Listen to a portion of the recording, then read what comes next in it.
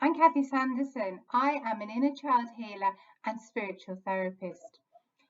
Do you know how much of a difference reconnecting with your inner child can make? You know, you may have heard of it and it may seem very, very woo and off with the fairies.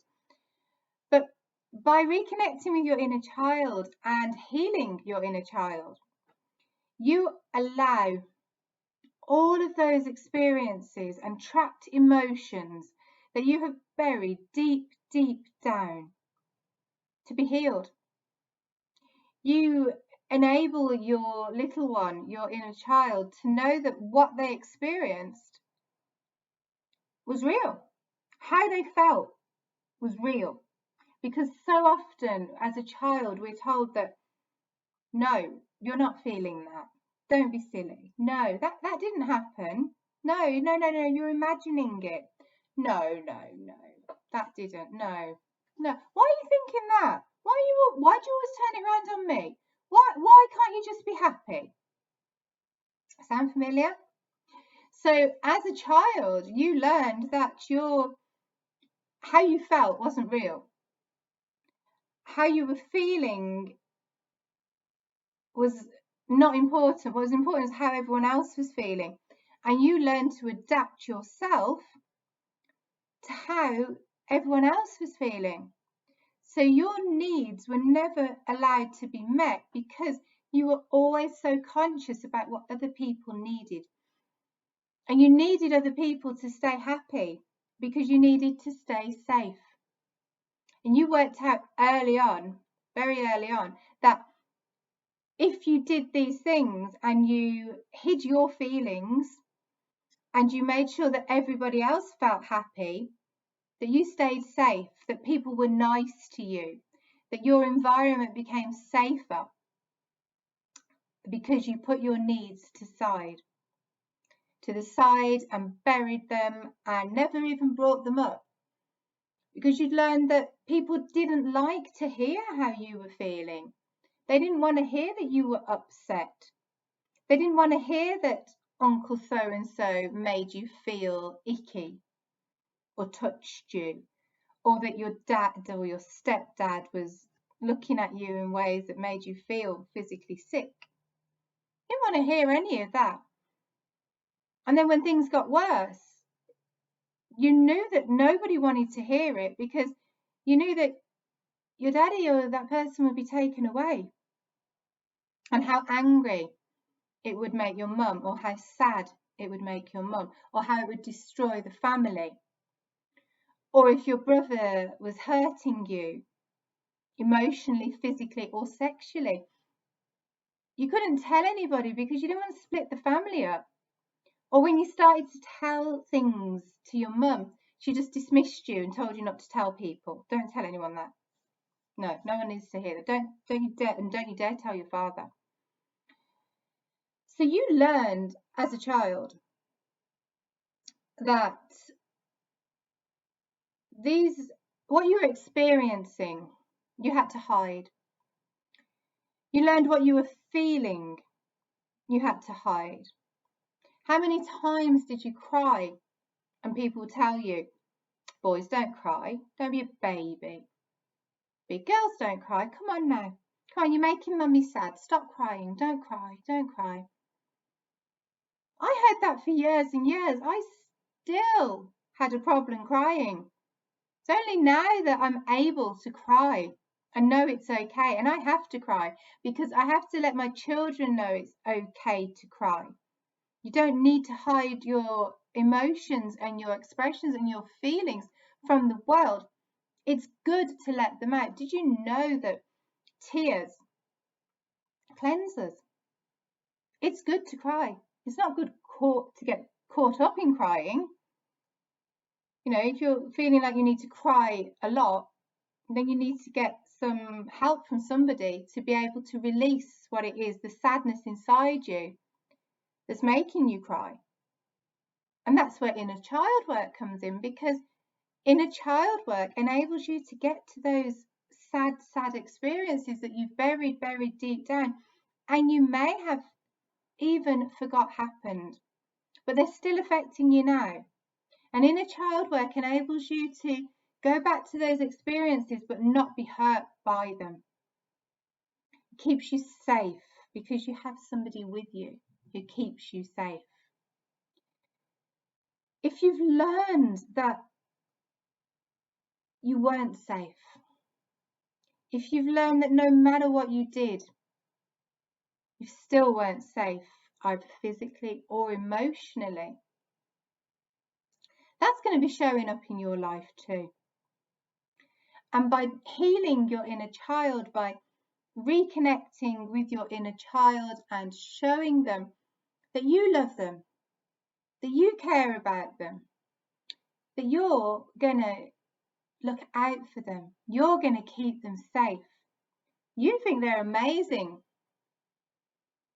By showing your inner child that they have somebody like that, then they're going to start to feel safer. They're going to start to feel more secure. They're going to feel that their needs aren't abandoned, that they're not abandoned. They're going to start to feel that actually they do matter. And what we feel creates our emotions, and that's what creates our reality.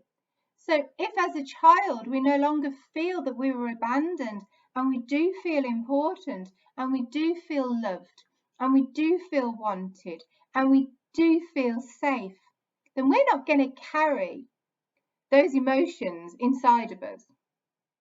So if we're not carrying those emotions inside of us, then we're not going to have those emotions as an adult that are pulling those situations to us that are going to create these experiences that make us still feel to this day unsafe, that make us feel that we're unlovable, even though we're surrounded by people who are telling us otherwise. You know, we may have a loving partner, children, friends, and they are always telling us how much they love us. They are always showing us that we matter.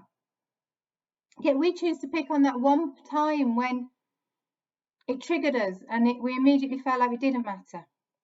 And we chose to focus on that point rather than all the other times when they're showing us how much they do love us. And we're choosing on that one point. Well, that actual particular point, well, maybe our partner had a bad day. And we're not thinking about what's going on with them because we're automatically being triggered to something that happened to us years and years ago and being reminded by it. So when we heal our inner child, we don't have those emotions that are going to trigger us, that are going to create those situations around us to keep showing us that we are unimportant, that we're not lovable, that we don't matter. Because then we've had no experiences to show us that we did. So by healing our inner child, it heals us now. Sounds very woo, sounds very blue, but it also sounds really, really simplistic, and it is. The beauty of the work I do is I enable you to know the experience and the situation and the age so that you can visualize yourself as that little child and heal them as that little child. And that's what I do because I'm an energy healer. The power of knowing that what you felt was okay. The power of having your feelings vindicated. You can't imagine it until it happens. And it just feels like this huge weight is lifted off your shoulders. Can you imagine how it would feel to know intrinsically in every single cell of your body that it wasn't your fault? That there was nothing wrong with you? That you didn't do anything wrong? What was wrong was the situation that you were put in. What was wrong was how people reacted to that situation.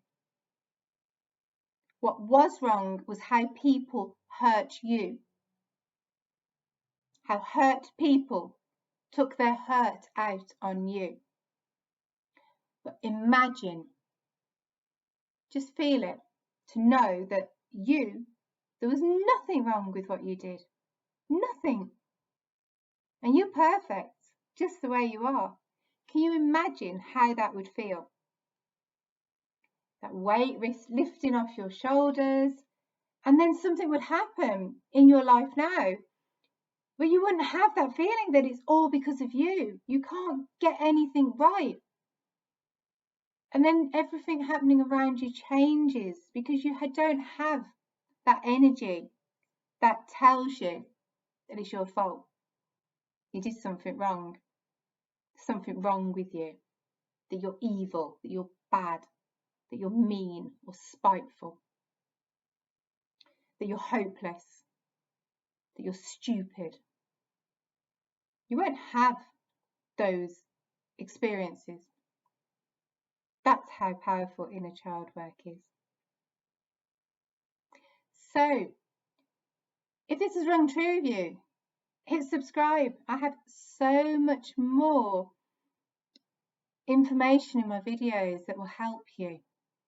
I also have a way to connect with your inner child, another video, inner child reconnection video, meditation, and that link's in the comments. I have a group, a free group for just some information and guidance about how inner child healing will help you heal. And then I have a membership group which gives you all of the tools that you need to continue on healing your inner child. It has the only live inner child check-in that I found. And that enables you to keep going back and checking in with your little one and seeing how they are and what you need to give them. And I can guarantee you that if you do that day, you will have a good day, because in some simplistic form, your little one's needs getting met has got your needs met. So your needs have already been met before you even start the day. So your day will go a lot better than it would have. But it can be hard to remember to check in every single day. So that's why we have it in the From Surviving to Thriving membership group. We have it as a way for you to keep accountable, a reminder. And it's not on at the weekend. You get to have a lie-in, I promise. I like my lie-ins. We do it Monday to Friday in the morning, so that little ones don't like being disturbed in the evening. And that's the thing, isn't it? We often get to the end of the day and we're like, oh, forgot to check in, must do it now. Well, they're asleep. They don't want to talk, they don't want to play, they don't want to do anything. Just feeling tired, grumpy. So do it in the morning. And that's why we do it in the morning. So we do it 9 a.m. UK time. And then if you're in America, you can just check in as soon as you wake up. It's there, live. The energy's there, everything's there. I guide you to reconnect with your inner child, to see how they are, send that love to them, see what they need, meet their needs, and then have fun. So you want to know more about that group? Links in the comments too. Don't forget to subscribe. Bye bye.